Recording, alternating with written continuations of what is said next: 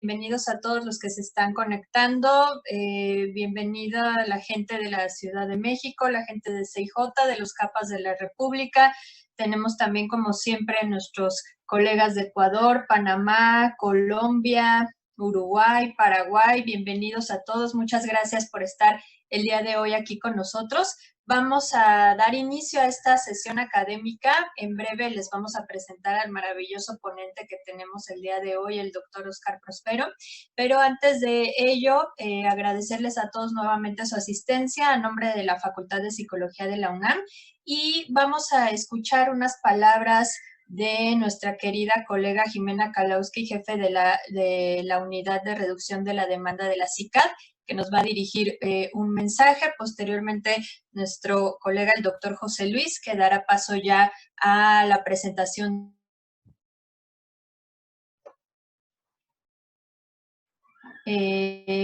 Listo, Jimena, por favor, gracias. Perfecto, ¿me veo? Sí, ya, ahí. Bueno, buenos días a todos y todas. Una vez más quiero felicitar a la UNAM por este trabajo que estamos haciendo en conjunto con la OEA-CICAD. Creo que en momentos como este, donde se hace cada vez más necesario utilizar estas herramientas virtuales, esto ha retomado toda su relevancia y yo creo que vamos a instalar ya definitivamente esta metodología como algo permanente. Las sesiones académicas y técnicas que además han sostenido con los alumnos de este curso, yo creo que han sido de mucha relevancia para poder intercambiar experiencias y sobre todo buenas prácticas. Y solamente quiero felicitarlos y bueno, la clase magistral que van a tener hoy día con el doctor Prospero, yo creo que es muy, muy relevante para entender el tema de las adicciones, ya que conocer de neurobiología, de neurofisiología, y sobre todo el sistema endocannabinoide, que muchas veces genera tantas dudas, tantas discrepancias, es muy relevante y así que solamente invitarlos a que aprovechen esta sesión, hagan todas las preguntas que tengan que hacer porque realmente es un lujo poder contar con una ponencia de este tipo.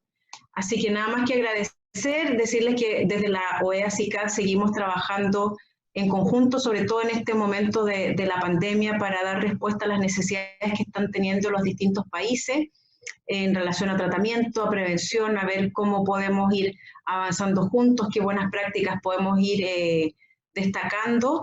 Y una vez más felicitar a la UNAM por todo el trabajo que están haciendo. Y bueno, y José Luis Vázquez, que trabaja conmigo en la unidad de reducción de la demanda, que ha estado siempre pendiente y acompañando este proceso. Así que nada más que felicitarlos, agradecerles y desearles que tengan una muy buena jornada el día de hoy. Muchísimas gracias, Jimena. Perdón, José Luis, adelante. No, adelante. Perdón a ti, Violeta, por yo no recordar que ibas a entrar de nuevo, ¿no? Pero bueno, muchas gracias, Jimena, muchas gracias, Violeta, por supuesto. También muchas gracias al invitado estelar, nuestro amigo el doctor Óscar Prospero García, que para mí es un honor presentarlo. Ya tuvimos alguna oportunidad de la sesión de práctica de hablar de cuándo fue la primera vez que yo escuché al doctor y aquella ocasión en la quinta sesión académica de Montefénix, que ya tiene algunos añitos, pero bueno, como el doctor es muy joven, creo que parece que fue ayer. Entonces, en realidad el que ha envejecido soy yo, pero bueno, él con sus estudios de neurobiología seguro ya encontró algunos secretos que ojalá y nos pueda compartir ahora para continuar viéndonos también. El doctor Óscar Prospero García es médico cirujano, egresado de la Facultad de Medicina de la UNAM, donde también estudió la maestría en psicología y el doctorado en neurociencias. También es terapeuta cognitivo-conductual y encabeza el laboratorio de cannabinoides del Departamento de Fisiología en la Facultad de Medicina de la UNAM. Tiene una gran cantidad de publicaciones científicas y de divulgación. Quiero resaltar el libro que se llama Las adicciones, de la serie Como ves, que ustedes pueden ver aquí directamente en la pantalla, que además está, por cierto, lo pueden encontrar disponible en formato digital, publicado en el 2012, y que es una muy buena síntesis para las personas que quieran conocer de primera mano el tema de las adicciones, pero no solo de manera general, sino también a profundidad, que eso es un aspecto que muchas veces se descuida, ¿no?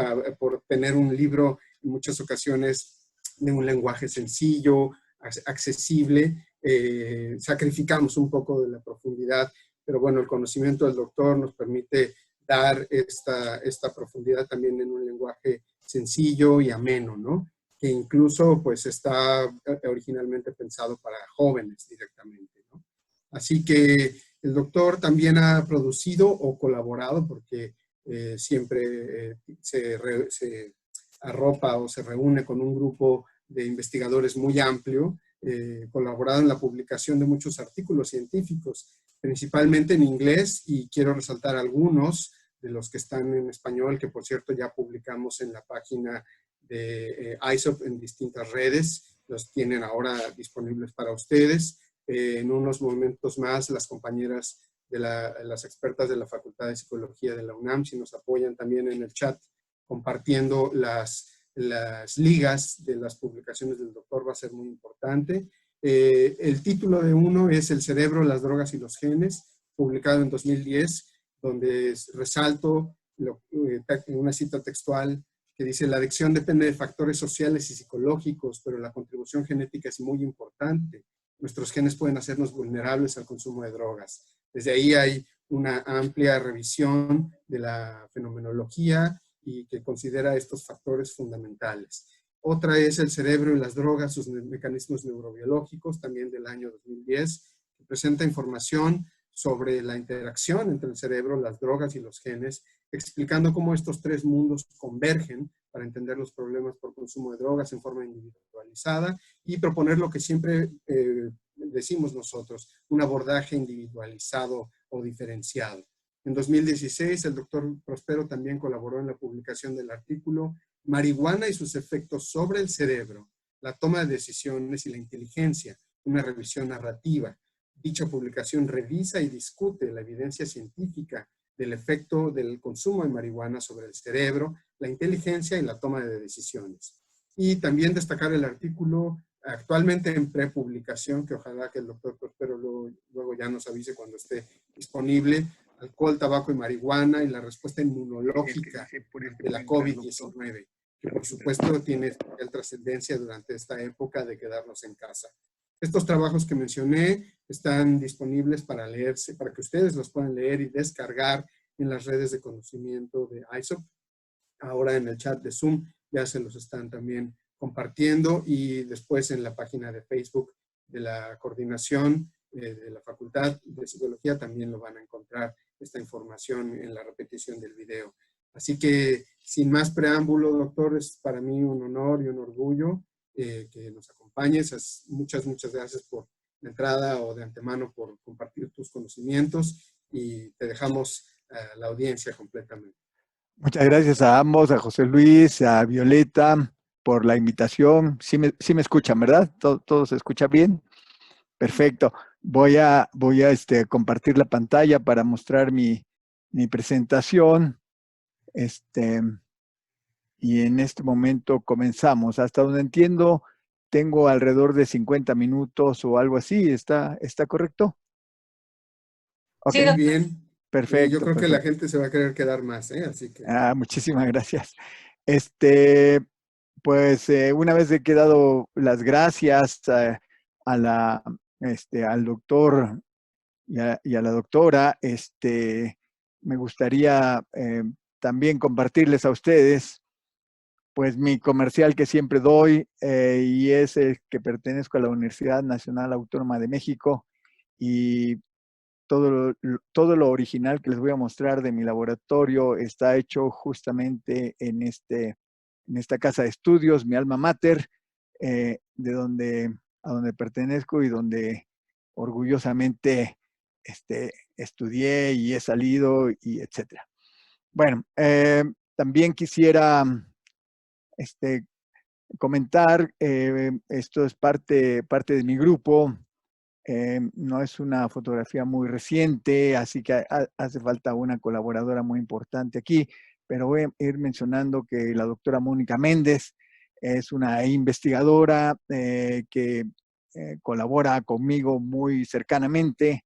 Estamos en mi laboratorio y ella, pues, debo decir que es mi brazo derecho en este laboratorio. También tengo a la doctora Alejandra Ruiz. Espero que mi cursor se vea. ¿Alguien me puede decir si sí se ve? La doctora... Gracias, gracias. Entonces, esta es la doctora Alejandra Ruiz Contreras, la cual tiene su propio laboratorio en Facultad de Psicología, y con ella hemos estado colaborando para hacer estudios sobre genética del el gen que codifica para el receptor CB1, o sea, cannabinoide, uno de los receptores que activa el principio activo de la marihuana. Y esto lo hacemos en voluntarios, tanto sanos como consumidores de marihuana.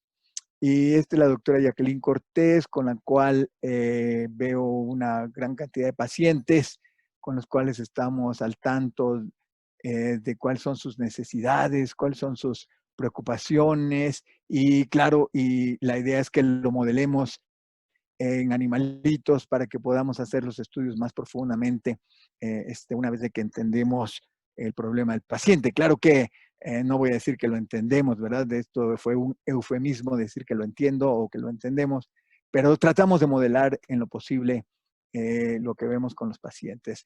Este es uno de mis estudiantes de doctorado, Octavio Amancio, del cual voy a presentar varios de los estudios que está realizando para la obtención de su doctorado. Y esta es mi técnica, en la cual nos apoya enormemente, no solamente en el trabajo que Octavio hace, sino en el trabajo que todo el mundo hacemos. Bueno, es cierto que estoy invirtiendo tiempo en ello, pero si no doy crédito a la gente que me apoya, pues está mal. Todos los demás estudiantes hacen varios trabajos y que esta vez no voy a referir, no por eso son menos importantes, sino que por falta de tiempo.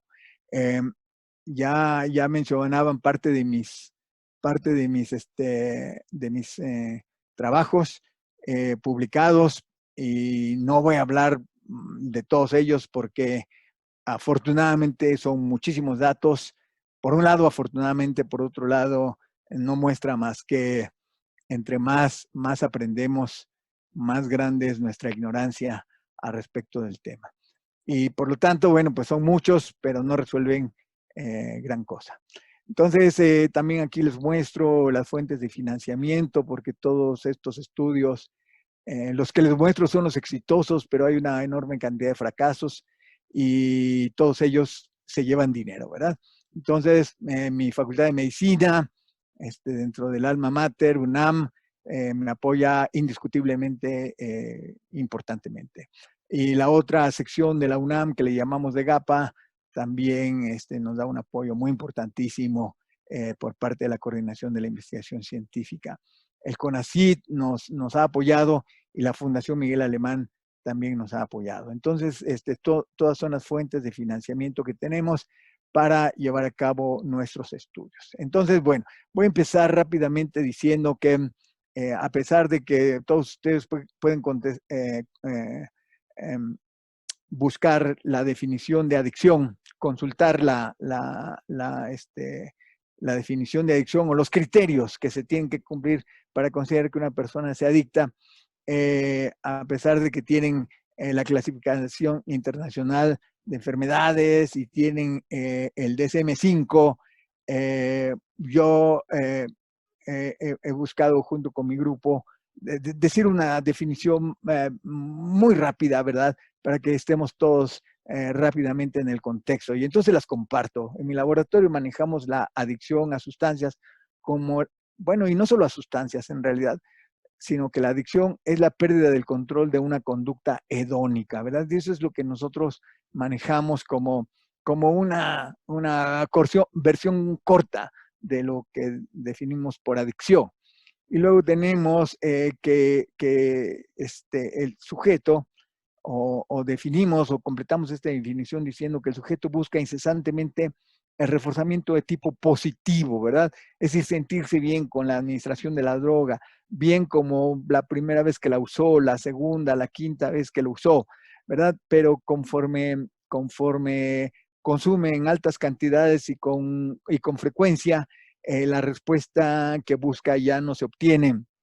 Y cuando mucho, en la mayoría de los casos, obtiene solo lo que le llamamos un reforzamiento negativo. Es decir, nuestro sujeto se siente mal porque empieza a tener esto que en la literatura anglosajona le llaman craving, y que también en nuestro laboratorio hemos acuñado una palabra simplemente para poder utilizarla en español, y le llamamos al craving, le llamamos ludomina, y lo derivamos de la palabra lúdico y fame, o famina, que es un hambre crónica e intensa, ¿verdad? Entonces la yuxtaposición de estas dos palabras, y le llamamos ludomina al craving. Bueno, entonces cuando un paciente, cuando una persona, un usuario está pasando algún tiempo sin consumir la sustancia, entonces tiene ludomina, y esta ludomina se acompaña de un estado de malestar. Es un estado de malestar, y por lo tanto él busca consumir la sustancia para quitarse en buena medida ese estado de malestar, y por eso le llamamos un reforzamiento negativo. Entonces, algunos otros conceptos que voy a definir, pero antes les quiero mostrar, porque tenemos afortunadamente colegas extranjeros que me están haciendo el favor y el honor de escuchar mi plática. Les compartimos que en nuestra encuesta más reciente, que fue del 16-17, del 2016-2017, en el que hemos observado un aumento importante en el consumo de sustancias en nuestra población mexicana, que tiene una edad de 12 a 65 años. Y como esta es una encuesta hecha de casa en casa, ¿verdad? Entonces creemos que, a pesar de que obviamente no se muestró toda, o más bien no se contempló toda la población mexicana, pues la muestra puede ser muy representativa del aumento de la utilización de sustancias, siendo la más importante que se usa, como en todo el mundo, la marihuana. Entonces, en México este es nuestro estado. ¿Por qué nosotros, o por qué la gente le gusta utilizar sustancias de abuso? La explicación se la empezamos a deber a Milner, el cual descubrió, digamos que de una manera serendípica, al sistema de recompensa. En este animalito que fue implantado en aquellos tiempos, en la década de los 50, este animalito fue implantado, y lo que hace es estimular justamente el que ahora ya conocemos como el sistema de recompensa. Cada vez que se prende esta lucecita, recibe un choquecito eléctrico en el sistema de recompensa. Y aquí vemos que va del lado A al lado B para activar a la palanca y recibir otra vez choquecitos eléctricos. Y lo que vemos es de que, pues, en un momento dado ya no puede recibir choquecitos eléctricos porque se le apaga la palanca. Para volverla a prender, tiene que ir de nuevo al lado A y regresar al lado B, pero ahora esta zona está electrificada. La ratita lo piensa mucho, ¿verdad? Es decir, no se atreve a pasar la reja electrificada, pero finalmente lo pasa. Y observa que esta palanca no es funcional, entonces se tiene que regresar a la otra. Y lo único que estoy tratando de ilustrar, como lo hizo Milner, fue que la ratita busca estimularse este sistema de recompensa para poder sentir esa sensación que aparentemente le agrada. En esta caricatura de cerebro que les estoy mostrando, aquí tenemos el contorno del cerebro, el cerebelo, el tallo cerebral. Podemos observar que en el tallo cerebral, en esta región que le llamamos el mesencéfalo, tenemos esta zona que le llamamos área tegmental ventral. El área tegmental ventral tiene una diversa población de neuronas, pero las mayoritarias son dopaminérgicas. Y estas neuronas dopaminérgicas proyectan a un núcleo que está en el cerebro basal anterior, que le llamamos núcleo accumbens. Ahí libera dopamina, y este proceso, ¿verdad?, de esta activación de este sistema, este proceso, hace que nuestro sujeto tenga una sensación subjetiva de placer. Al mismo tiempo, activa interneuronas en la amígdala, que ahorita veremos que a final de cuentas lo que hace es inhibir a la amígdala, y lo mismo hace con la corteza prefrontal. Entonces, estas mismas neuronas proyectan a 3 sitios, por lo menos. Sabemos que proyectan a más, pero no me voy a meter a eso. Y esto va facilitando la liberación de sustancias. En este caso, ¿cuál es la liberación de la sustancia que libera? Es dopamina, ¿verdad? En este ya viejo trabajo publicado en la página de NIDA, y originalmente publicado en los Proceedings of the National Academy of the Science, podemos observar cómo las drogas facilitan la liberación del neurotransmisor, ¿verdad? Entonces aquí es una caricatura, imaginándonos que esta es la terminal nerviosa que llega del área tegmental ventral al núcleo accumbens, libera la dopamina y activa a la neurona postsináptica. Y aquí vemos cómo la anfetamina es capaz de liberar, comparado con el control, una enorme cantidad de dopamina. La cocaína igual, la morfina dependiendo de la dosis también, y la nicotina. Y con esto, ¿verdad? Todas estas sustancias de abuso promueven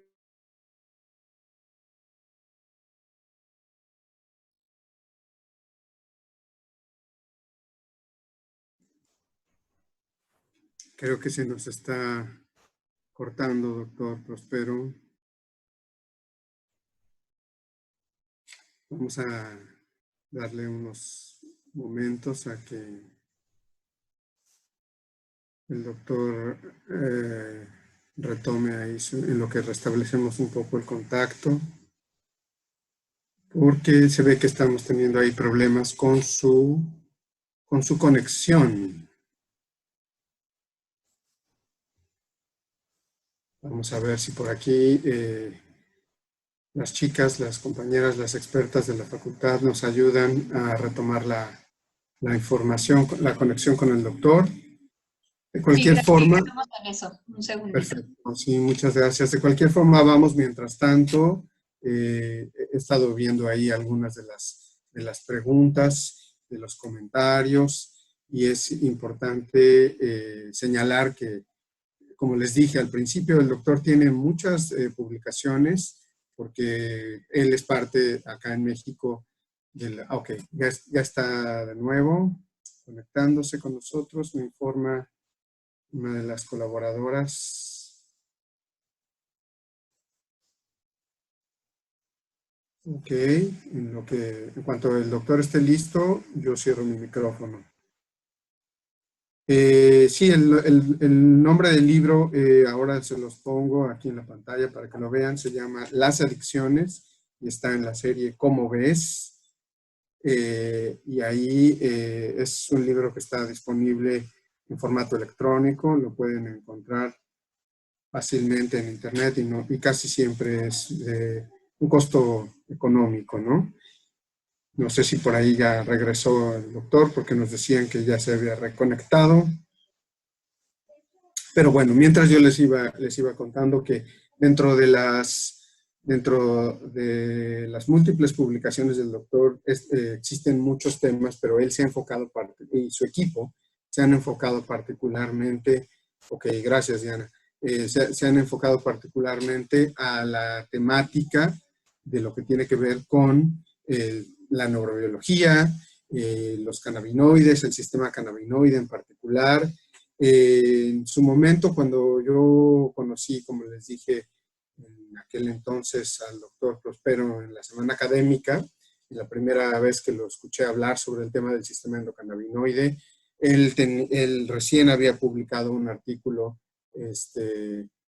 con relación a la marihuana natural en el cerebro, por así decirlo, los cannabinoides, el sistema cannabinoide endógeno, y ahí en buena medida nos habla de cómo el propio cerebro tiene una complicada red neurobiológica de distintos mecanismos y circuitos que están de alguna manera imbrincados en muchos procesos donde los cannabinoides tienen un papel importante, ¿no?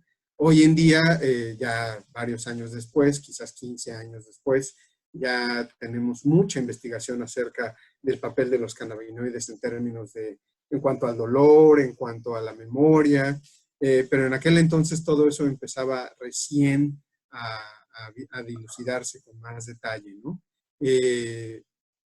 A ver, acá estamos. Y parece que ya estamos. Ok. No sé si por ahí le podemos.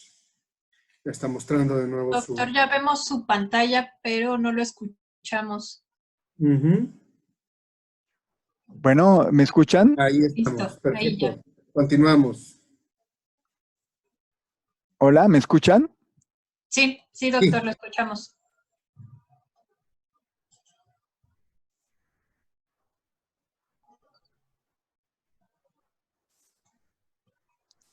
Bueno, Sí, ¿me doctor, lo escuchan? escuchamos.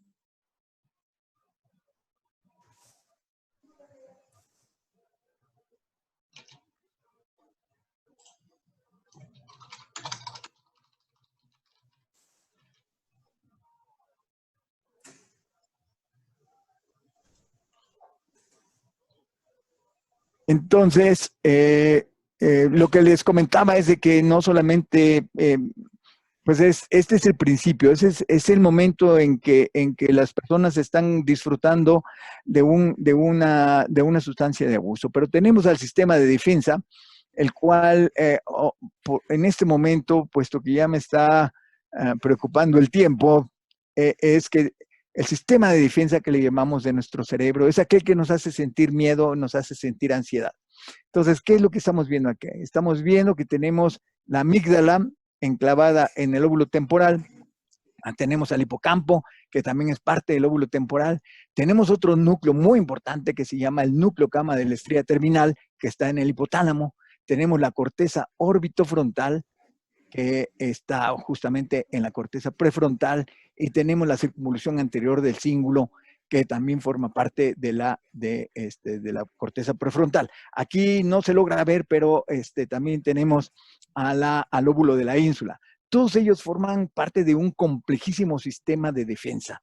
Y lo que quiero enfatizar nada más acá es como la dopamina que se libera en el núcleo accumbens para tener esa sensación subjetiva de placer, también se va a liberar en la amígdala, sobre todo en un par de núcleos que la llamamos amígdala central y amígdala basolateral, pero es en la amígdala, y en este núcleo cama que les acabo de decir que está en el hipotálamo, y también en la circunvolución anterior del cíngulo. ¿Qué es lo que ocurre cuando la dopamina se libera en la amígdala? Lo que ocurre es de que activa preferentemente receptores propios de la dopamina que le llamamos receptores D2. La dopamina tiene 5 receptores, del 1 al 5, y los receptores D2 son inhibidores. Entonces, lo que vemos aquí es de que en la amígdala inhibe a interneuronas que están inhibiendo a las neuronas principales. Al inhibir a las interneuronas, entonces se liberan las neuronas principales, y lo que está ocurriendo es que en un momento dado, ¿verdad? Las neuronas principales de la amígdala se van a activar. Y como ya dije, están muy asociadas a la generación de el miedo y de la ansiedad. Pero no solamente eso, también aquí les muestro, sé que algunos que no estén habituados a ver este tipo de micrografías me van a tener que creer, pero aquí lo que estamos viendo es la expresión de un receptor que es un receptor a una hormona que la llamamos hormona liberadora de corticotropina. Entonces, este receptor, esta hormona se libera para iniciar la cascada de estrés, ¿verdad? Ese estrés que está asociado a la ansiedad o está asociado al miedo, el CRH, que como le decimos abreviadamente, va a activar a sus receptores, y entre ellos están los de la amígdala. Entonces, cuando la activación, cuando la ansiedad, cuando la crisis de una persona está alta, es porque, entre otras cosas, el CRH se ha liberado y ha activado sus receptores en la amígdala. No solamente en la amígdala, también en el núcleo cama de la estría terminal y lo demás. Entonces, ¿qué es lo que estamos viendo? Lo que les quiero mostrar ahorita es simplemente la presencia de que cuando un sujeto, y en este caso es una ratita que se está autoadministrando cocaína, cuando se autoadministra cocaína vemos en círculos blancos la liberación de dopamina. todo el tiempo que se administre cocaína va a estar liberando una gran cantidad de cocaína, pero si luego ya no le dejamos que se administre cocaína, la dopamina va a bajar importantemente, incluso por debajo de la basal. Por otro lado, cuando esta ratita ha estado habituada, porque la tenemos muchos días autoadministrándose cocaína, cuando se deja de administrar, o sea, en este periodo, cuando se deja de administrar la cocaína, entonces aumenta la liberación de CRH. El CRH que les acabo de mencionar, que es una hormona que se libera para generar la respuesta de estrés y la sensación de ansiedad al activar la amígdala y el núcleo cama de la estría terminal. Entonces, lo que estamos viendo aquí, un reforzamiento positivo que ocurre muy al principio de la autoadministración, por decirlo así, de las sustancias y abuso, y esta respuesta que va a ocurrir cuando una persona ya creó una adicción y que ha pasado algo de tiempo sin que consuma la sustancia, entonces empieza a tener estrés, entonces empieza a tener ansiedad, y aquí lo vemos en este caso, ¿verdad?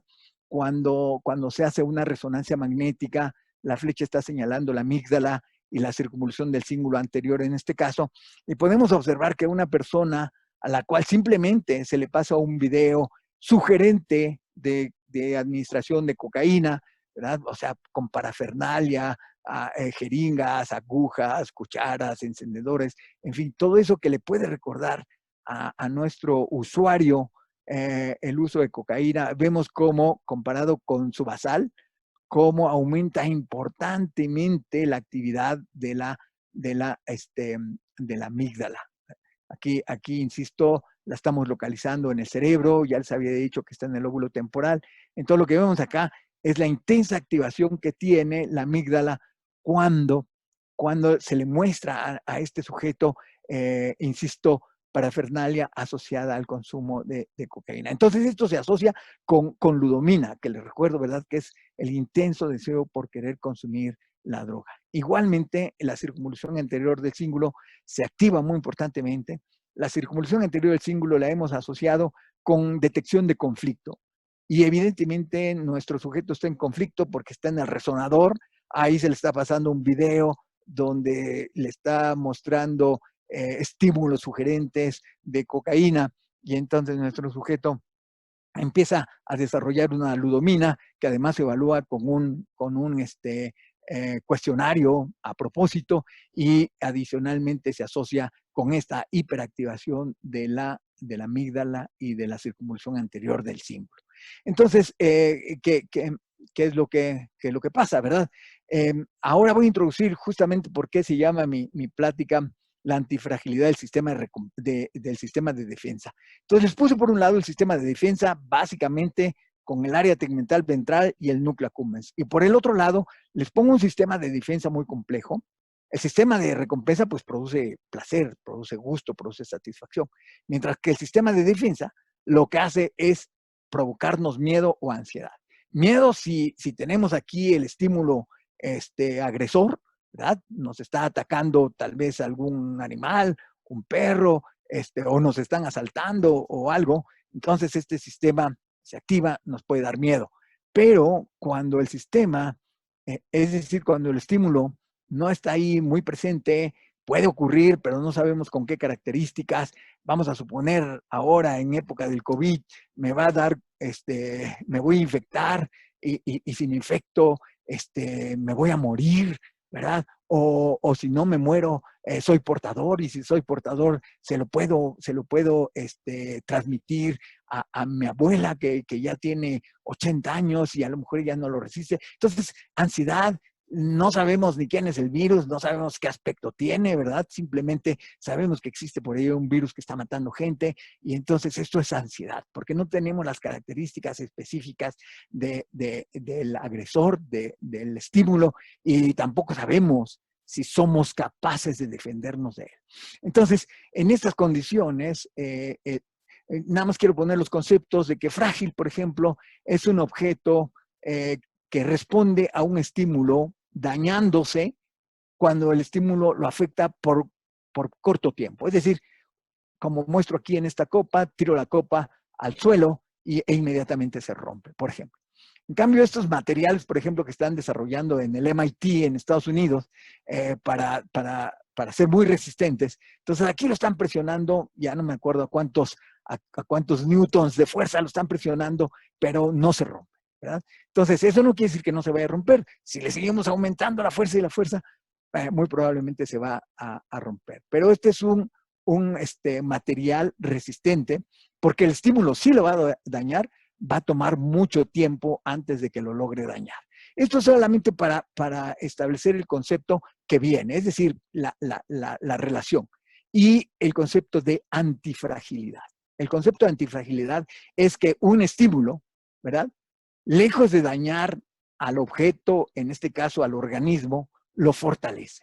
Y aquí pongo, ¿verdad?, la musculatura de esta joven que a lo mejor unos 3, 4 años antes era muy flaquita, tal vez, sus músculos muy poco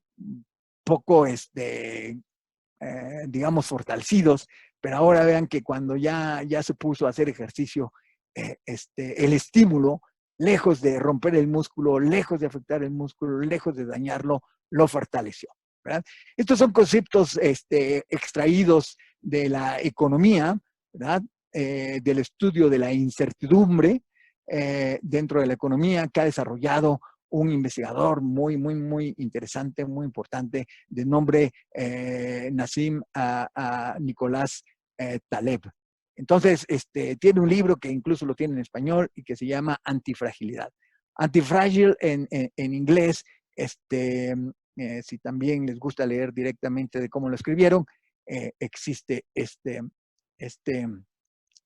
libro. Entonces, la antifragilidad, pues, lo resumo.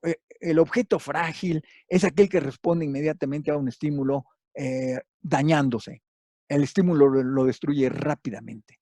El objeto resistente es aquel que recibe el estímulo y va a tomar mucho tiempo antes de que lo dañe. Por ejemplo, un diamante, si ustedes le dan de martillazos, no se va a romper, ¿verdad? Un diamante genuino, ¿verdad? Le van a dar de martillazos, no se va a romper, porque es uno de los materiales, si no mal entiendo, el material más resistente que conocemos en esta tierra, ¿verdad? Entonces va a estar muy difícil que lo rompamos, es muy resistente, pero no basta ser resistente, es necesario ser antifrágil, es decir, crecer con los estímulos que estamos recibiendo.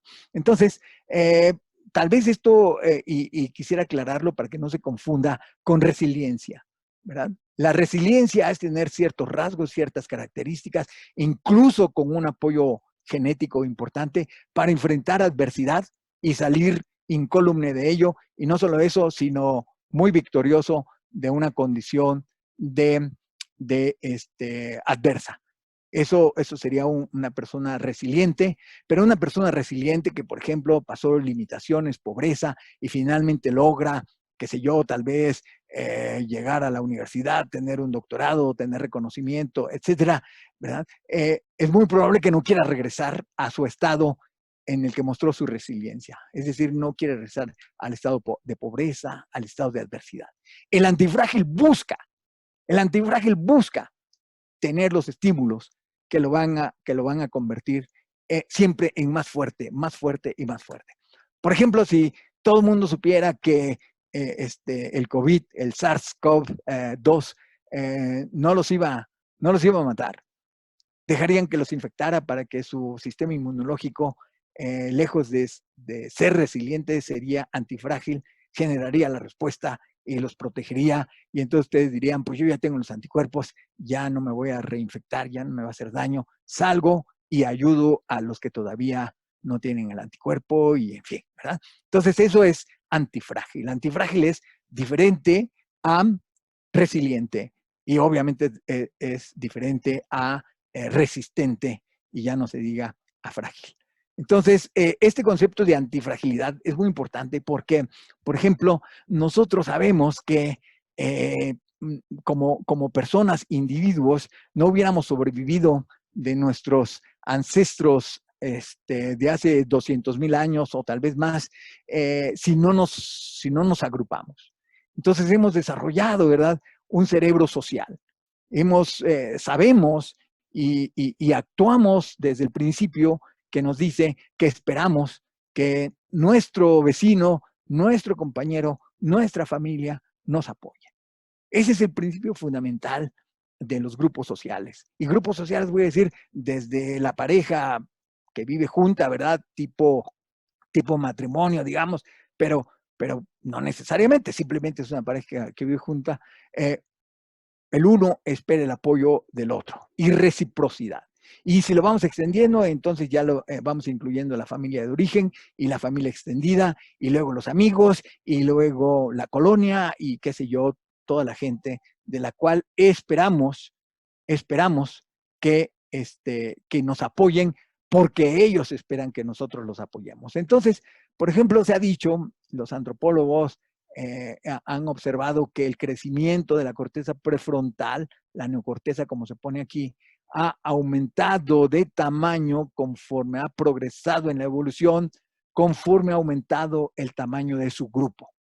Esto simplemente nos está diciendo que justamente necesitamos de nuestros vecinos, de nuestros amigos, para poder tener eficiencia en combatir o prevenir o resistir los embates, las presiones del medio ambiente.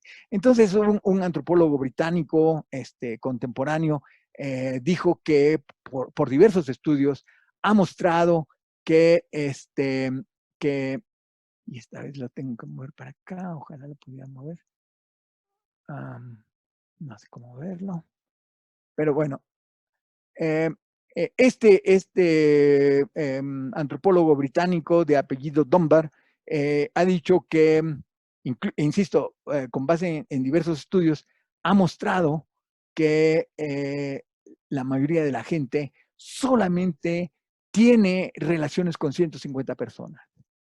Si en su teléfono, en su celular tiene 300, 400 personas, o en su Facebook tiene seguidores 5 o 6 mil personas, no importa. Lo único que importa es que parece ser que sí se relaciona siempre, frecuentemente, con máximo 150 personas.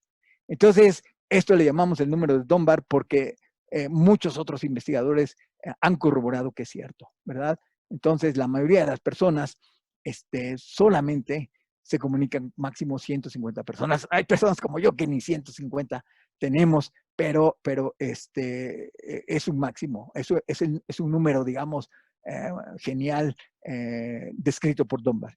Entonces, yo arbitrariamente he dicho que a lo mejor de estos 150, 5 son la familia, ¿verdad? Y también he dicho muy arbitrariamente que a lo mejor uno de esos números es la pareja, ¿verdad? Entonces, ya íbamos teniendo 6 de esos 150 y por otro lado, pues a lo mejor tenemos 7 amigos. ¿Amigos cuáles? Con los cuales nos reunimos, con los cuales sabemos que podemos contar con ellos y nosotros estamos para ellos. Les mostramos lealtad, les mostramos nuestra amistad estando para ellos solidariamente y de manera leal, ¿verdad? Entonces, son 7 amigos y luego tenemos 137 conocidos. Y todo ello, ¿verdad? Todos estos 150 personajes que nos conocen, esperan de nosotros algo. Y ese algo en la literatura, no solamente de psicología, sino de antropología, se le conoce como el yo social, ¿verdad? Entonces, todos estos elementos nos van a caracterizar. Es decir, todas estas personas más bien tienen una expectativa de nosotros. Por ejemplo, los que me conocen a mí tienen la expectativa de que yo sepa de neurociencias y de adicciones. Ajá. Si al término de esta plática la gran mayoría dice qué pésima plática, entonces los que me invitaron van a estar decepcionados de mí porque mi yo social, la expectativa que ellos tienen de mi yo social es que yo dé una plática que muestre que conozco el tema, ¿verdad? Que no esté yo simplemente argumentando cosas que pudieran no ser ciertas o que evidentemente parece que no son ciertas. Entonces, el yo social se desarrolla a partir de un cerebro que le llamamos el cerebro social. Es decir, hay diversas partes del cerebro que están involucradas en esto que le hemos llamado el cerebro social. Tanto Dunbar como algunos otros investigadores en el mundo han mostrado que cada vez que estamos interaccionando, y claro, la verdad es de que todos estos estudios se hacen con el resonador. Ahí la persona tiene que interactuar de una manera pues ficticia con algo que se le está poniendo, un juego que se le está poniendo en la pantalla, por ejemplo, que tienen ahí en el resonador. Entonces, no es exactamente lo que está ocurriendo en la vida social, pero ¿por qué no podemos andar cargando el resonador y ver cómo funciona el cerebro en todo momento? Pero dentro de estas consideraciones de investigación con la resonancia magnética y todo ello, se ha podido observar que igualmente la circunvolución del cíngulo, la corteza prefrontal, especialmente la medial, tanto dorsal como ventral, el óvulo de la ínsula, la unión temporoparietal, el polo temporal y el surco temporal superior posterior, son regiones que se activan cada vez que estamos interaccionando con los demás. En este momento, ¿verdad? Si de alguna manera, no solamente lo que yo estoy diciendo, sino que me están observando y ven que yo muevo mucho las manos y hago gesticulaciones y mi tono de voz también que varía y trata de llevar el mensaje adicional que la prosodia me permite, esto es una interacción social. Y si esto es una interacción social, entonces estas partes de nuestro cerebro están ahorita muy activas, haciéndonos crear o no el vínculo afectivo, y afectivo quiero decir ese social que nos permite estas regiones del cerebro. Entonces, siendo personas sociales, como ya decía, nosotros, si a uno de nosotros nos pusieran en una selva, ¿verdad? En una zona aislada, no necesariamente tiene que ser selva, pero puede ser la Antártica, pero no en una región poblada, sino solos, probablemente no pasaríamos una noche. Probablemente seríamos presa de diversos animales y no sabríamos cómo defendernos. Pero si nos ponen a 10, las probabilidades de sobrevivir son mucho mayores. Las probabilidades de, digamos, hacerla, como decimos aquí en México, son altas, ¿verdad? Entonces, el grupo es muy importante. La fortaleza de una persona no reside en su inteligencia ni en sus músculos, reside en su red de apoyo, en su grupo social, ¿verdad? Bueno, entonces, ¿qué pasa si a alguien lo rechazan? Como ocurre con el bullying, como ocurre muy fácilmente en las escuelas, ¿verdad? Los niños, las niñas, los jóvenes frecuentemente son rechazados. ¿Y qué pasa con ello? Bueno, pues eso puede desarrollarse en múltiples cosas, pero adicionalmente, ¿qué pasa si en casa también nos rechazan? ¿Qué pasa si en casa a la adolescente, y digo la adolescente solo porque en mi ilustración hay una joven adolescente, pero qué pasa si al adolescente papá se porta inflexible y le molesta que vaya mal en la escuela? Yo he recibido a mamás en el consultorio que llevan a sus hijos adolescentes y dicen, pues es que saca 9 y eso no está bien. Él tiene que sacar arriba de 9. Para los que no son de México, aquí calificamos del 0 al 10, ¿verdad? Entonces 10 es la máxima calificación y sacar 9 a mí me parece extraordinario, especialmente porque yo tengo que admitir que 8.5 fue lo que yo tenía y me sentía súper orgulloso, pero hay mamás, hay papás que no se sienten orgullosos de sus hijos porque sacaron 9 de promedio en el año, por ejemplo, ¿verdad?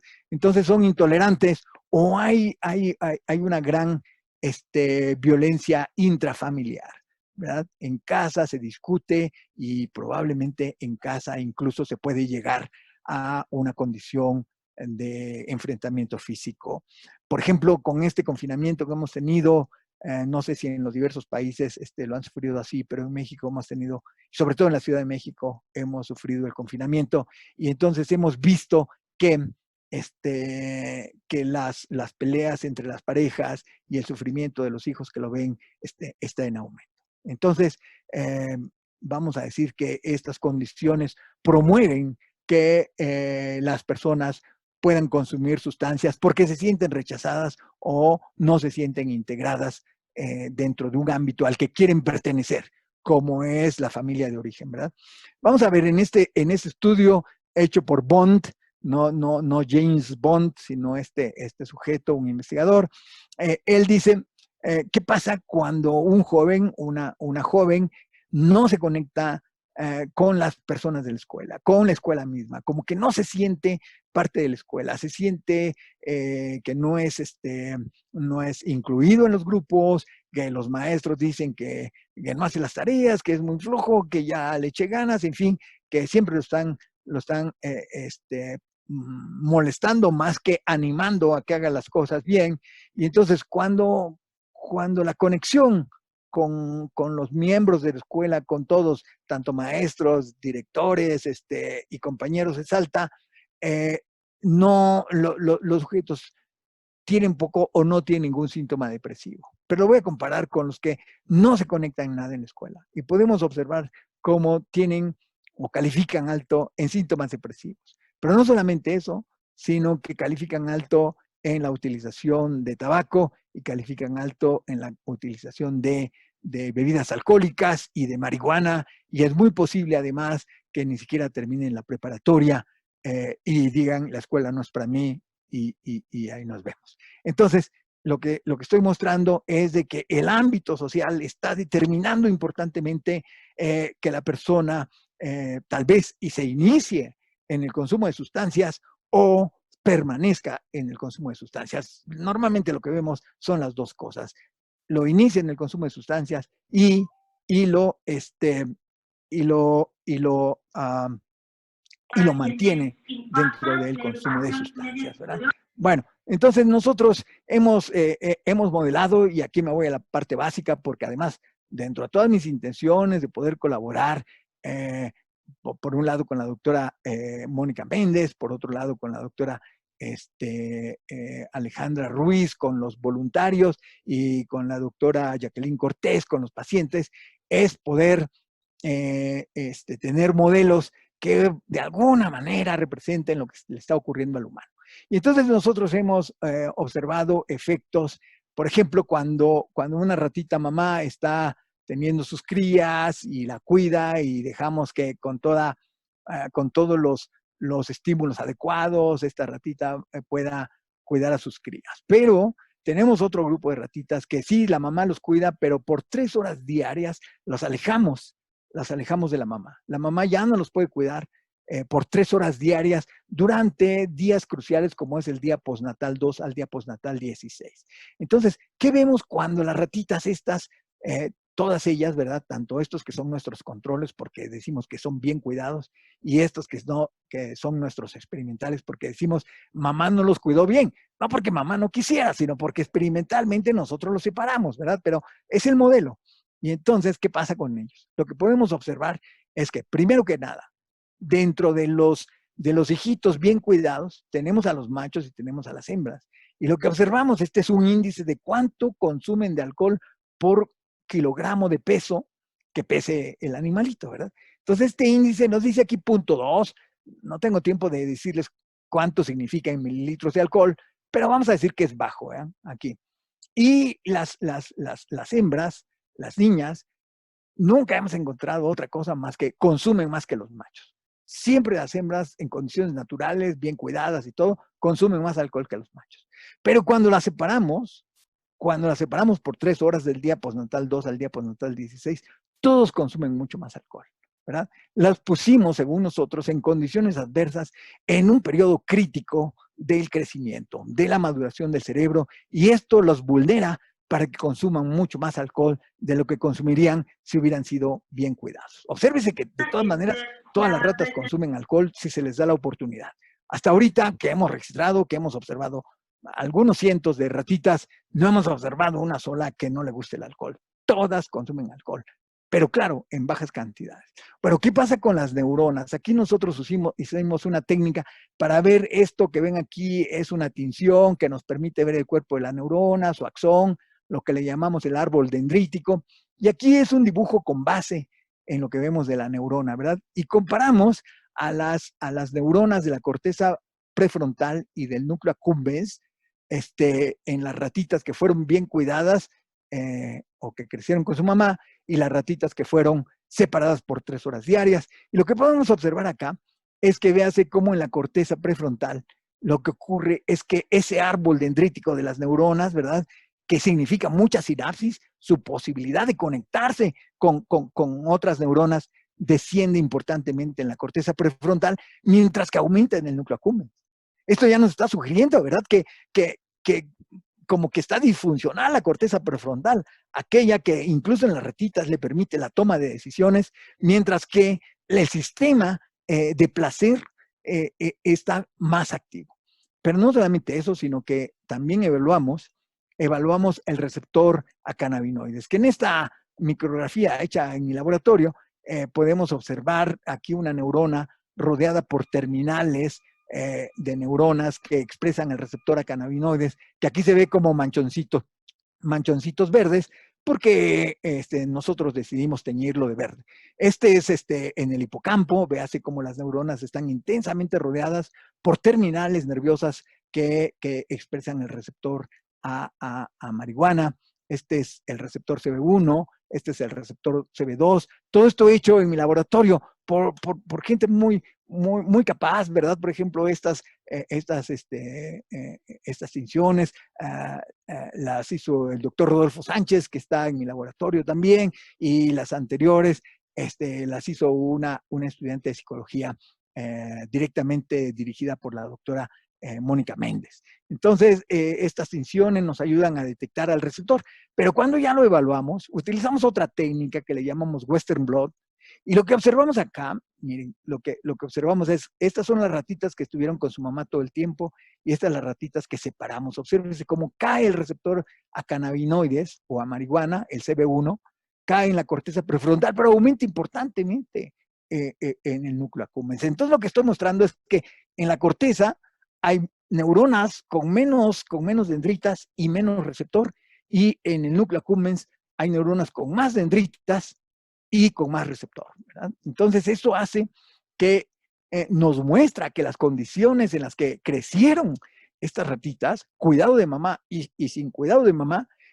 el cerebro se reprograma, los genes empiezan a funcionar de una manera diferente, de tal manera que dicen, no necesitamos tanto receptor en la corteza prefrontal, pero necesitamos más en el núcleo accumbens. Entonces, en este trabajo hecho por mi estudiante de doctorado, que les mostré, podemos observar cómo, ¿verdad?, aquellos animalitos, como ya se los había mostrado antes, pero en este otro estudio, mostramos otra vez que los animalitos que crecen con su mamá toman muy poquito alcohol comparados con aquellos que los separamos en esos días que ya les dije postnatales, toman mucho más alcohol. Pero no solamente eso, sino que la cantidad de alcohol está directamente, es proporcional a la ansiedad que exhiban. Nosotros tenemos una prueba que tal vez muchos de ustedes no conocen, pero le llamamos el laberinto de brazos abiertos. Entonces, tenemos un laberinto que está en cruz y parte de dos brazos, digamos este de acá arriba y este de acá abajo, están abiertos, dan al vacío porque está elevado 60 centímetros el laberinto. Y hay los otros dos brazos, digamos y esta parte, están cerrados, es decir, tienen paredes. Y entonces la ratita, si se siente muy insegura, se va a meter a los brazos cerrados, pero si se siente muy valiente, va a ir sobre los brazos abiertos. Y entonces, véase, este es el tiempo que pasan sobre brazos abiertos. Conforme más tiempo pasen en brazos abiertos, menos alcohol consumen, ¿sí? Y con esto, lo único que estamos diciendo es de que a menor ansiedad, menor consumo de alcohol, ¿sí? Entonces, en este caso, pues estamos modelando con alcohol. Pero no solamente eso, sino que estamos viendo la cantidad de receptor que se expresa, por ejemplo, en la corteza prefrontal de la ratita, y podemos observar también que a menor receptor en la corteza prefrontal, mayor consumo de alcohol, ¿sí? Y cuando vamos al núcleo accumbens, podemos observar que a mayor receptor en el núcleo accumbens, mayor ansiedad, ¿sí? Perdón, aquí, ahorita se los explico bien. Mira, aquí tenemos el tiempo que pasa en los brazos abiertos. Conforme más tiempo pase en brazos abiertos, menos ansiedad tiene, ¿verdad? Entonces, lo que vemos acá, que a mayor receptor CB1, ¿verdad?, más tiempo en brazos abiertos, con lo que sugeriría que están menos ansiosos. Es decir, Más receptor en la corteza prefrontal, menos ansiedad, menos consumo de alcohol. Menos receptor en corteza prefrontal, más ansiedad, más consumo de alcohol. Perdón que no lo había dicho exactamente cómo era, espero que finalmente haya quedado claro. ¿Qué pasa en el núcleo accumbens en estas mismas ratitas?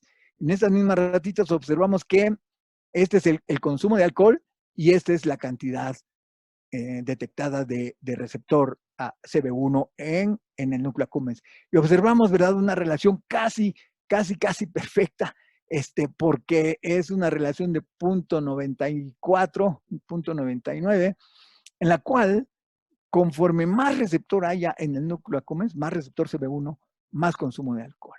Y también vemos lo contrario, ¿verdad? Entonces, entre menos receptor CB1 haya en el núcleo accumbens, más valientes son nuestras ratitas, más temerarias, menos ansiosas, ¿no?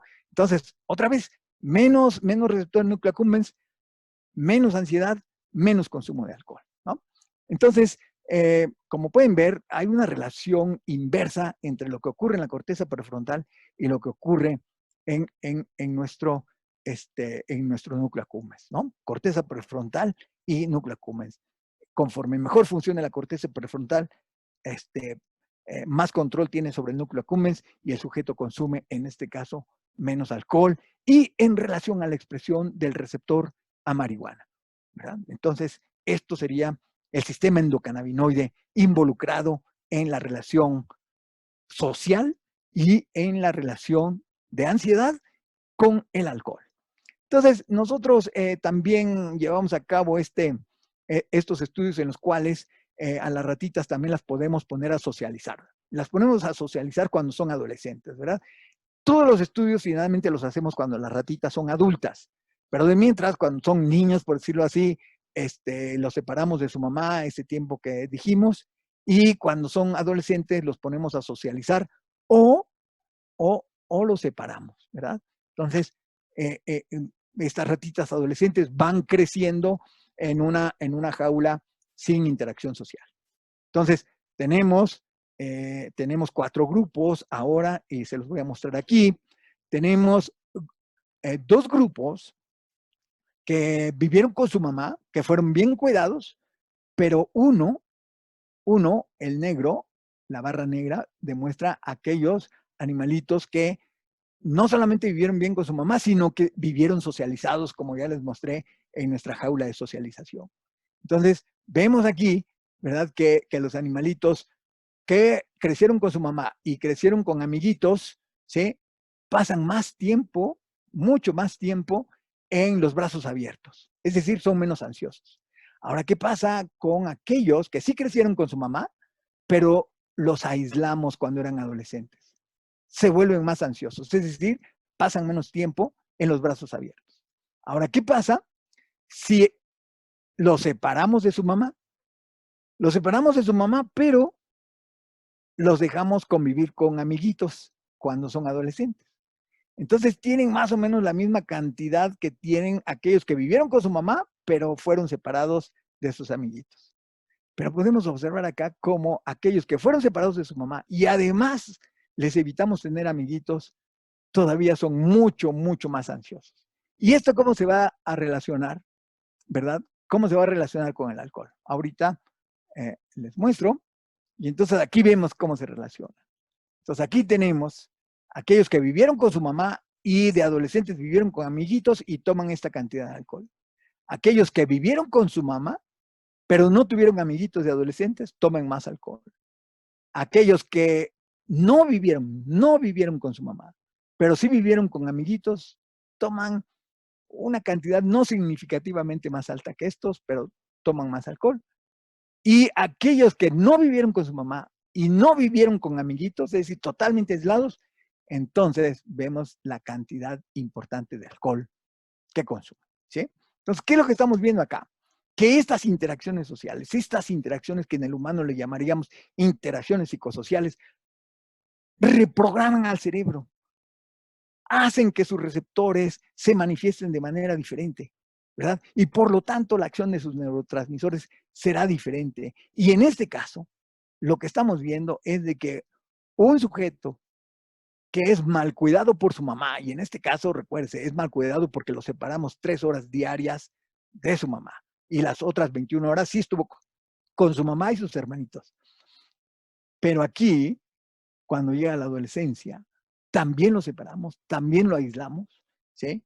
Y entonces ocurre que tiene más vulnerabilidad para consumir alcohol en este caso.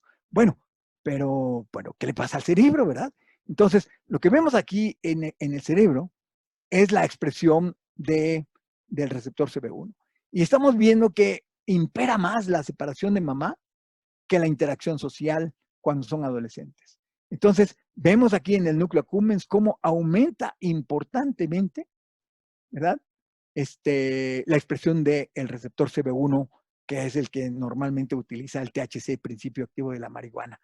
Pero aquí cuando vemos el CB2, ¿sí?, que es pobremente activado por el THC, sí es activado, pero menos, entonces vemos que la interacción social puede mejorar su expresión, toda vez que venga de un ambiente donde creció con su mamá. Porque si viene de un ambiente donde no creció con su mamá, ¿verdad? Entonces este efecto de la interacción social no se da. Como pueden ver, no es una interpretación fácil. Estamos haciendo los estudios y estamos viendo que hay cambios que van ocurriendo. Bueno, ¿qué más pasa? ¿Qué otros receptores se afectan? Bueno, pues ya dijimos que el área tegmental ventral libera dopamina en el núcleo accumbens. Y claro que le va a tener que hacer algún efecto a través de los receptores, ¿verdad? Les dije que son 5 receptores para la dopamina. Y en este caso, nada más les voy a mostrar los receptores D2, ¿verdad? Que se ha visto que se modifican en el humano tras el consumo de diversas sustancias de abuso, ¿verdad? Particularmente cocaína, pero también otras sustancias de abuso reducen el receptor D2 en el núcleo accumbens. Bueno, pues cuando nosotros sometemos a los animalitos a la separación materna, quiero aclarar que cuando digo sometemos nada más a separación materna o a separación o aislamiento social, no reciben ninguna droga. Estos cambios son nada más por las manipulaciones sociales que les hacemos. Estos nada más los vulneran. No quiere decir que haya ya drogas, sino que este es el cerebro previo a consumir drogas. Todo lo que vemos acá es de que si nosotros separamos socialmente a estos niños, porque no tienen separación materna, ¿verdad? Crecieron con su mamá y lo único que pasó en la adolescencia es que los dejamos sin convivir con sus amiguitos, se eleva el D2. Cuando los separamos de su mamá y no los dejamos convivir con sus amiguitos, está elevado el D2 y lo mismo pasa con el D3, ¿verdad? Receptores involucrados en la sensación subjetiva de bienestar. Entonces, pareciera ser que hay mecanismos compensadores que hacen que los genes produzcan más receptor, pero la pregunta es, ¿hay más neurotransmisor? ¿O se lo tenemos que proveer metiéndole una droga para que libere más dopamina?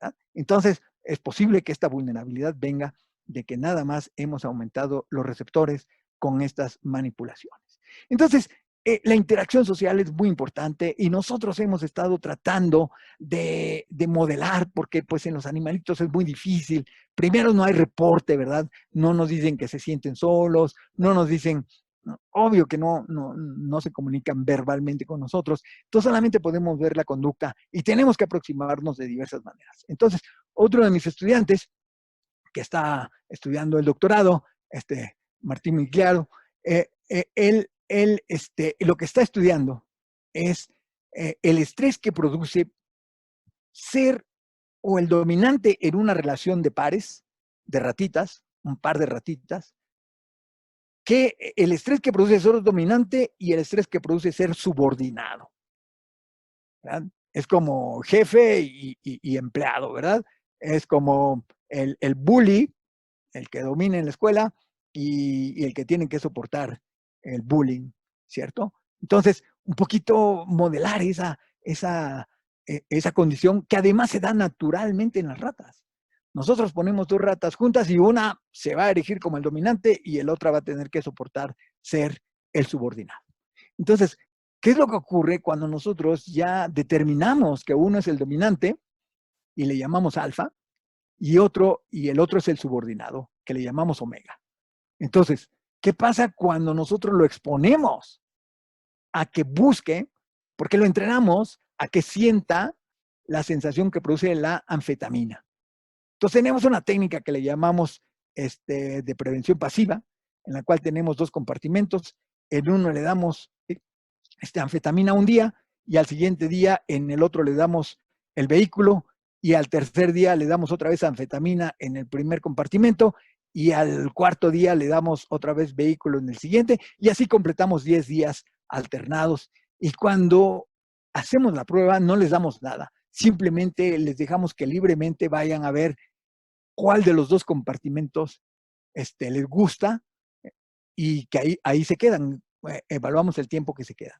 Entonces podemos observar aquí que las ratitas alfa, cuando ya han sido entrenadas, miren, por ejemplo, en el compartimento, primeramente se pasaba una determinada cantidad de tiempo, que aquí lo tenemos en segundos, pasaba ese tiempo, pero después de esos 10 días de entrenamiento con anfetamina, ahora prefiere estar en ese sitio. ¿Sí? Qué curioso que el beta, que es, digamos, una parte intermedia entre el alfa y el omega, ese no responde y el omega tampoco responde a la misma dosis, al mismo entrenamiento, pero no responde. Pareciera que las ratitas, ser alfa, ¿verdad?, hace un cambio también en sus receptores, en sus sistemas de neurotransmisores que les vulnera para tener la búsqueda de una sustancia como es anfetamina. No sabemos si va a ocurrir lo mismo con alcohol, no sabemos si va a ocurrir lo mismo con THC o algún otro cannabinoide. Pero por lo pronto, un fármaco como es anfetamina, hace que el macho alfa prefiera más el sitio a donde se le dio anfetamina que el sitio donde se le dio vehículo, y eso es significativamente diferente y no ocurre lo mismo ni en el animal beta ni en el animal GA. Entonces, bueno, considerando, ¿verdad?, que yo tenía muy poquito tiempo y las condiciones, esta es mi última diapositiva, y les digo, también estamos haciendo estudios en los cuales lo que hacemos es separar a los niños, ¿verdad?, a las ratitas, perdón, no vayan a creer que niños de verdad, sino a las ratitas chiquitas de su mamá, 3 horas diarias, del día postnatal 2 al día postnatal 16. Y ahora en lugar de, cuando crecen, cuando son adultos, en lugar de exponerlas a alcohol o cualquier droga, lo que hacemos es tomar una rata hembra con una rata macho y las cruzamos, ¿verdad? Y vemos si los hijos, sin ninguna otra manipulación, ahora crecen con su mamá y crecen con sus amiguitos, si de alguna manera están vulnerables de todas maneras a consumir más alcohol. Miren, estos son experimentos que todavía están corriendo, por lo tanto nada más les voy a mostrar 2 grupos. Y este es un grupo de ratitas que son hijas de un papá que creció con su mamá y creció con sus amiguitos y se cruzó con una ratita de bioterio. Eso quiere decir que esa ratita de bioterio también creció con amigos, creció con su mamá y todo eso, pero que nosotros no lo controlamos. Simplemente la pedimos al bioterio para que se cruzara con él. Y tuvimos a los hijitos, y véase, hijo de papá que creció con buen cuidado de mamá y con amiguitos, y con una ratita que más o menos creció igual, aunque nosotros no lo controlamos esa parte, bebe esta cantidad de alcohol. Pero hijo de papá que fue separado de su mamá, ¿verdad? Fue separado de su mamá y luego creció con amiguitos. Es decir, no lo separamos socialmente, nada más lo separamos de su mamá. Y se reprodujo con una ratita de bioterio. Véase la cantidad de alcohol que toma, ¿verdad? Estamos en el proceso de ver si los cambios en el cerebro son semejantes a los que tuvieron sus papás. Es decir, cambios en el receptor CB1, cambios en el receptor D1, D2 y D3, que son los que evaluamos, ¿verdad? Y ver si se heredó este cambio que le llamamos epigenético. El cambio epigenético nos querría decir, desgraciadamente, ¿verdad?, que una persona no necesita exponerse a las drogas para ser vulnerable a ellas. Tampoco tiene que traer genes que lo vulneren.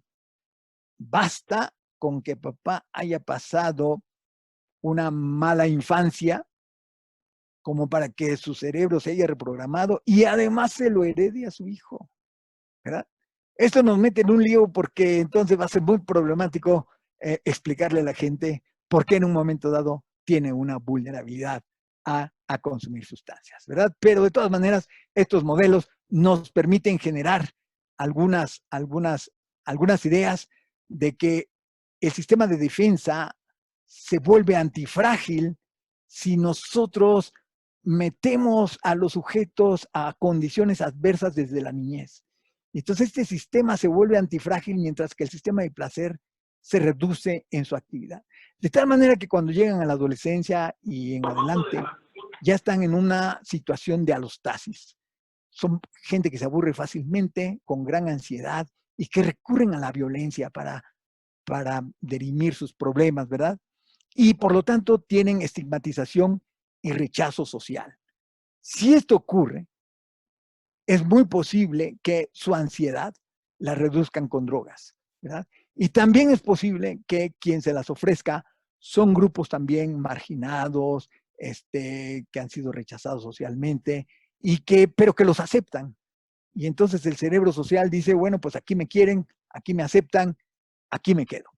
Entonces, ya sé que he saltado a una conclusión muy fuerte, pero estamos tratando de sustentar toda esta condición del sistema social, o el cerebro social, perdón, y las condiciones en que crece un sujeto, la epigénesis y la vulnerabilidad para consumir drogas. Así es de que dicho eso, no me queda más que decirles esto otro.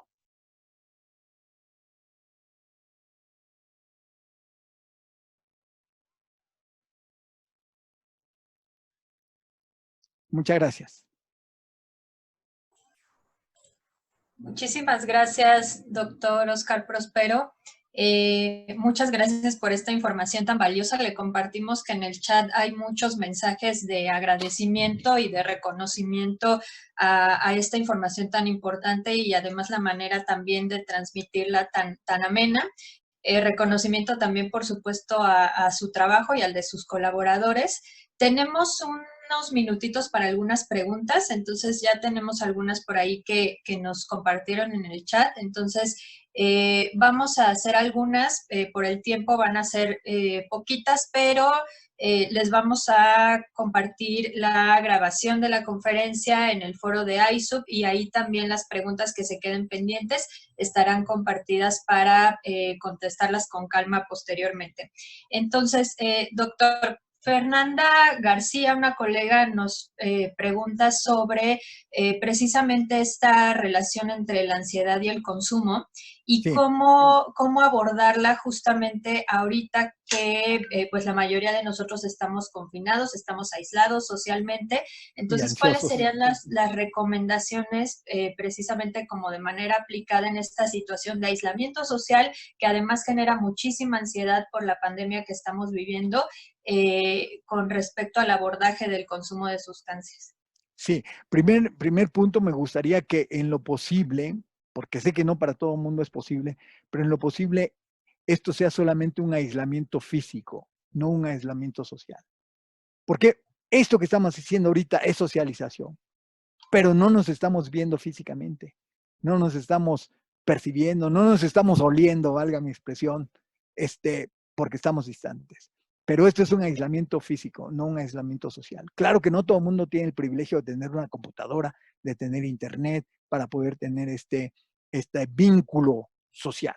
Pero en lo posible, haga todo porque nada más sea un aislamiento físico. Comuníquese con quien pueda o con quien quiera, con quien ame, por medio de estos sistemas para estar en contacto. Ese es un primer punto. Un segundo punto, sí, hay problemas de ansiedad. Todo el mundo tenemos incertidumbre, algunos se preocupan porque se vayan a infectar y se pueden morir, algunos otros se están preocupando por su trabajo, algunos otros se están preocupando porque ya lo perdieron, algunos otros se están preocupando porque la nueva realidad nos trae grandes problemas económicos a nivel mundial, ¿verdad? Entonces, sí hay ansiedad. ¿Qué vamos a hacer? ¿Qué vamos a hacer?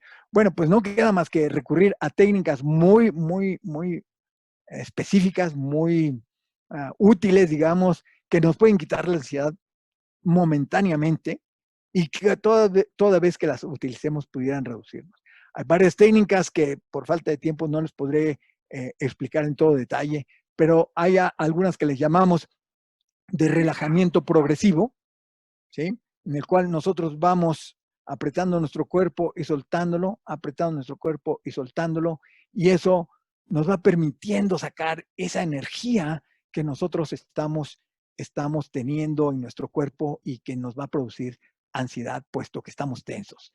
Por otro lado, no olviden que son nuestros pensamientos los que nos generan la mayor ansiedad. En realidad, algún paciente me decía que estaba muy ansioso, que tenía crisis de pánico, y yo le decía, le preguntaba, como un paciente cerca de 50 años, le preguntaba, disculpe que le haga una pregunta tonta, simplemente sígame el juego y contésteme, ¿alguna vez ha hecho el amor? Y me decía, sí. Y entonces yo le decía, ¿y no notó que el corazón le latía rápido? Sí. ¿No notó que respiraba con mayor rapidez? Sí. ¿No notó que sudaba? Sí. ¿No notó que estaba usted tenso? Sí. ¿Y entonces por qué eso no le asusta? Y lo otro sí, ¿verdad? Por cómo lo interpretamos. La interpretación de lo que está ocurriendo en nuestro cuerpo o allá afuera es lo que nos hace sentir ansiedad. Por lo tanto, vamos a tratar de interpretar con toda la dimensión adecuada. ¿Qué es lo que nos produce la ansiedad? La incertidumbre. No sabemos qué va a pasar. Eso nos produce ansiedad. ¿Cómo la vamos a combatir? Con probabilidad. Con probabilidad. ¿Cuál es la probabilidad de que me infecte el COVID? Pues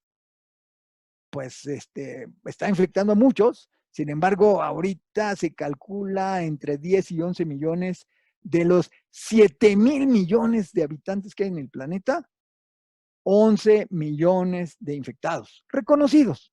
Claro que podríamos multiplicarlo tal vez por 20 y serían 200 millones de 7,000 millones de habitantes en el planeta. En realidad son más, pero yo le digo números redondos.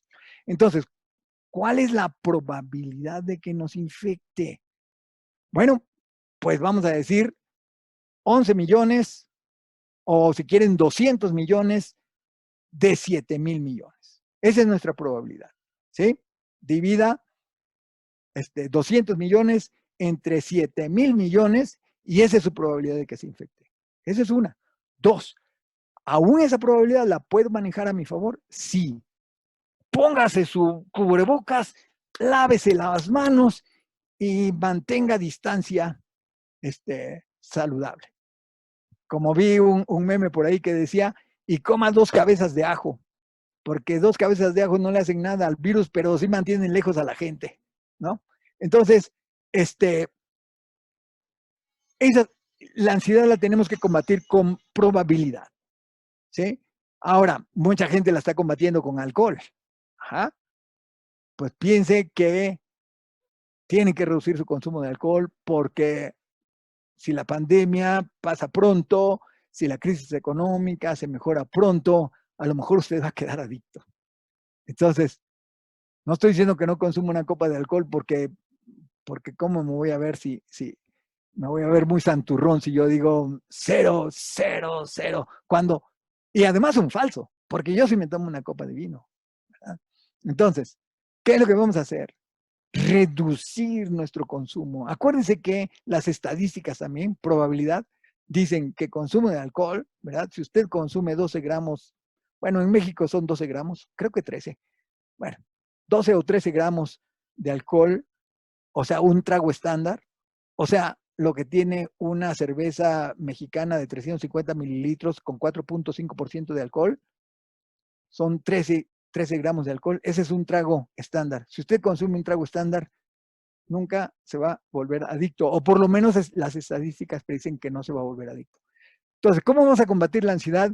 Simplemente siéntese y haga sus estadísticas, vea sus probabilidades. Y si aún así no puede, entonces la receta muy, muy típica que hago es, piense, ¿cuánto es 1000 menos 7?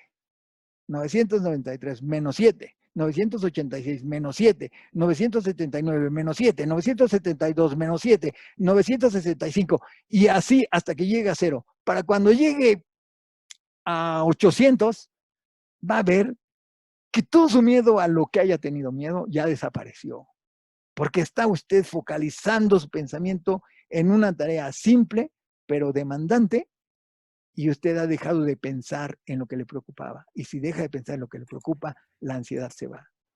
No es que ya con eso lo haya resuelto, ni que estemos tapando el sol con un dedo. Quiere decir que ya está usted más tranquilo, y cuando está usted más tranquilo, su cerebro piensa mejor, sus decisiones son más eficientes.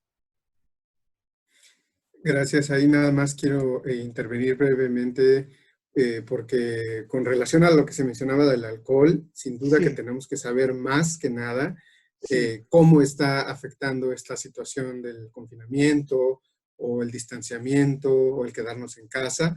Y les recuerdo que todavía tenemos algunos días, algunas horas para participar en la encuesta que está organizando la Organización Panamericana de la Salud sobre consumo de alcohol durante esta época de pandemia. Así que también se las vamos a compartir el link por el chat para que nos ayuden, por favor, a responderlo. Está en español, en inglés, en varios idiomas, para que también nos den ahí sus aportes y tengamos de primera mano esta información, porque sin duda, como dice el doctor, es muy importante tener esa información, pero también entender que hablamos de configuraciones de distintos tipos de riesgo. Siempre hay riesgo, no existe eso de cero riesgo, siempre hay riesgo y hay que saber administrar. Sí, muy bien. Muchas gracias por el comentario, porque muy pertinente, para que no se queden nada más con lo que yo digo, sino que vean que ciertamente hay otras partes como la percepción de riesgo, porque sí hay riesgo. Muchas gracias, doctor. Tenemos una participación con la mano levantada, Cassandra Díaz. Entonces, si gustas, Cassandra, abrir tu micrófono y compartirnos tu comentario.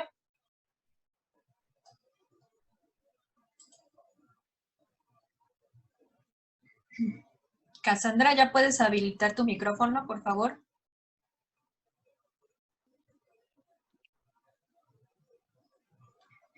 Bueno, a lo mejor tiene por ahí alguna dificultad. Vamos entonces a dar paso a un par de preguntas finales para ir cerrando. Ya estamos en tiempo. Doctor Próspero, María Elvira Sandoval nos pregunta sobre la situación de los infantes en casas hogares. ¿Cuál sería su expectativa con los resultados que usted nos muestra? Por ejemplo, ¿cuál sería su expectativa o qué características tendrían en función de la calidad de sus cuidadores en esta situación de casa-hogar? Sí, en casa hogar es muy importante, obviamente, que los cuidadores pues tengan un entrenamiento y más que nada tengan una sensibilidad para tratar a los niños que están creciendo allí, ¿verdad? Oímos historias y yo no las sé de primera mano. Quiero decir, yo no he ido, yo no he visto. Nada más oímos historias que los niños se la pasan mal por algunos abusos. Hemos sabido, es decir, yo quisiera referirme a la mayoría y no a las excepciones, ¿verdad? Porque excepciones escuchamos de que ha habido abuso sexual, que ha habido abuso físico, pero sí, en una actitud positiva, yo pienso que son excepciones. Entonces, pues hay que ver qué le va a pasar a esos niños que los maltrataron, pero que afortunadamente la gran mayoría no pasó por eso. Eso sería mi expectativa, pero insisto, yo no visito esas estancias. Pero el punto sería así, la recomendación global es siempre es darle un afecto a los niños, ¿verdad? En cualquier circunstancia, mamá, papá, tíos o estancias infantiles o guarderías, que son estancias mientras la mamá va a trabajar y se regresa, ¿verdad? En todo momento habría que hacerle sentir al niño que es querido y que no es rechazado. Eso sería el mayor punto. ¿Cómo se va a hacer? Pues va a ir dependiendo de cada niño, porque también hay sensibilidades, hay temperamentos, ¿verdad? evitadores de riesgo o buscadores de riesgo, que como son temperamento ya vienen desde niño. Entonces tendríamos pues que ir exactamente a ver qué pasa. Pero en el peor de los casos, si prácticamente todos los niños en alguna o en todas las estancias infantiles son abusados, tendríamos que intervenir para que esa condición cambie. Muchas gracias, doctor. Vamos a finalizar con otra pregunta. Cassandra Díaz, si puedes activar tu micrófono, si no nos seguimos con otra de las preguntas en el chat. Cassandra, ¿te escuchamos? Ok, vamos entonces a seguir con una última pregunta de Romina Sánchez, quien nos dice: excelente doctor, gracias por la información. Teniendo en cuenta la importancia de la interacción social desde niños y mayormente en la adolescencia, ¿cómo se puede abordar el consumo problemático de drogas en personas que no cuentan con apoyo social o que su apoyo social son pares consumidores? Sí, bueno, eso obviamente que es un gran problema y tiene que ver con políticas, ¿verdad? Públicas. Casi que tendría que decir, hay que resolver un poco la pobreza, hay que resolver mucho los sitios de recreación en las comunidades, ¿verdad? Porque sabemos bien que las personas, los jóvenes que hacen ejercicio, los muchachos que hacen ejercicio, los niños que hacen ejercicio, en grupos, que juegan basquetbol, que juegan béisbol, que juegan fútbol, ellos tienen menos riesgos de consumir sustancias, solamente menos, no estoy diciendo que no ocurra, pero tienen menos riesgos, entre otras cosas por las respuestas fisiológicas que ocurren. Cuando nosotros hacemos ejercicio, se liberan, y voy a mencionar solamente 3 moléculas: endocannabinoides, que tienen funciones semejantes a la marihuana, endorfinas, que tienen funciones semejantes a los derivados del opio, y factor neurotrófico derivado del cerebro, que tiene funciones de restituir el cerebro cualquier daño que tenga. Eso solamente con 20 minutos de ejercicio diarios.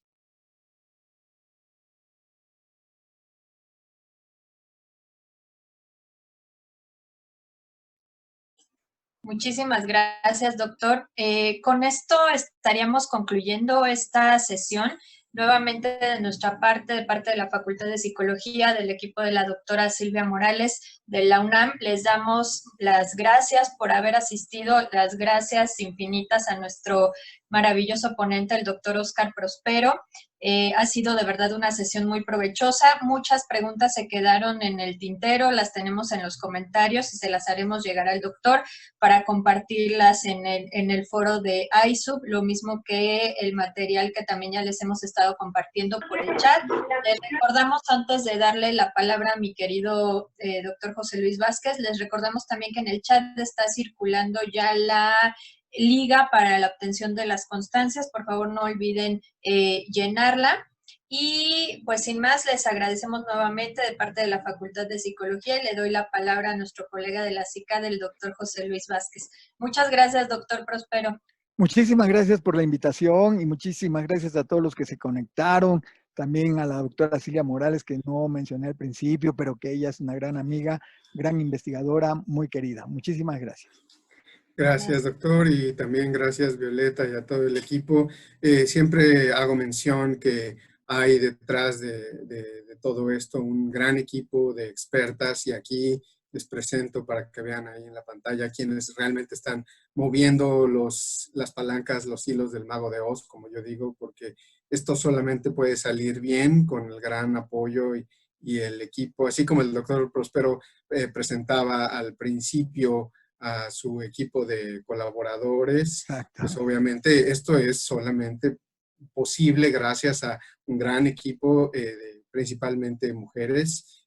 Ha habido distintas personas involucradas en distintos momentos, pero ahorita es un equipo de talentosísimas expertas que nos apoyan mucho para que ahí tengamos la oportunidad todos de participar en estas actividades de seguimiento. Recuerden que esto forma parte inicialmente de las actividades de seguimiento al curso por internet del Currículum Universal de Tratamiento para Profesionales de la Salud.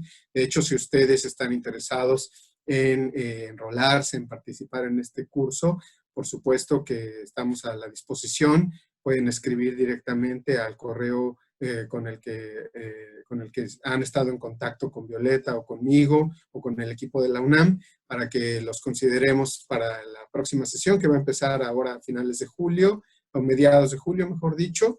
Y quiero nuevamente agradecer particularmente a la UNAM, a la Facultad de Psicología, a la Facultad de Medicina con el doctor Prospero y a nombre de la Comisión Interamericana para el Control del Abuso de Drogas, del embajador Nam, el secretario ejecutivo, Jimena Kalavsky, que dio su mensaje al principio, la jefa de la unidad de reducción de la demanda. Les agradecemos muchísimo a todos. Aprovechamos para invitarles el miércoles, este miércoles que tenemos una sesión también abierta para proveedores de servicio de tratamiento. Las personas que están sintonizándonos desde Oaxaca, ya saben que va a estar esto disponible, pero porque hemos recibido muchas solicitudes de la gente que quiere participar, porque precisamente va a estar Silvia Morales, Violeta y otra investigadora que es Kalina Martínez de la Universidad de Aguascalientes. Van a honrarnos con su participación. Pues si ustedes quieren participar, con todo gusto también pueden hacerlo directamente en esta sesión que va a ser parte de todo lo que hacemos como las actividades de extensión académica y las actividades de extensión que tenemos para todos ustedes directamente gracias al apoyo de la Facultad de Psicología de la UNAM.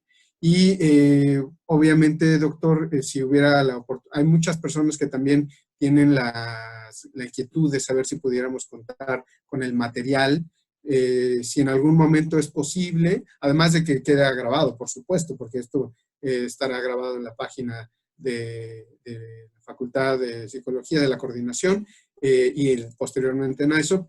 Doctor Prospero, si nos pudieras después hacer llegar la presentación y nosotros la colocamos ahí en ISOP directamente para que también ahí puedan continuar con las preguntas. Ya hemos hecho previamente eso, que colocamos ahí la presentación y las personas hacen sus preguntas directamente para irlas respondiendo poco a poco, porque naturalmente aquí no alcanzamos a responder todas las inquietudes y todo lo que quieras compartir, doctor Prospero. Yo te comentaba que los materiales, las publicaciones, esta publicación que sé que está por salir pronto, y además lo que sea de otras actividades académicas a las que quieran invitar a las personas, con todo gusto nos las hacen llegar y ahí las difundimos ampliamente en ISOP. Así que de verdad, nuevamente, muchas gracias. Un abrazo a todas y a todos. Ojalá que nos veamos el miércoles y si no, pues también nos vemos próximamente en nuestra sesión clínica o en nuestra sesión académica, que también va a ser de excelente nivel. Muchas gracias a todos. Gracias a todos. Buen día. Hasta luego.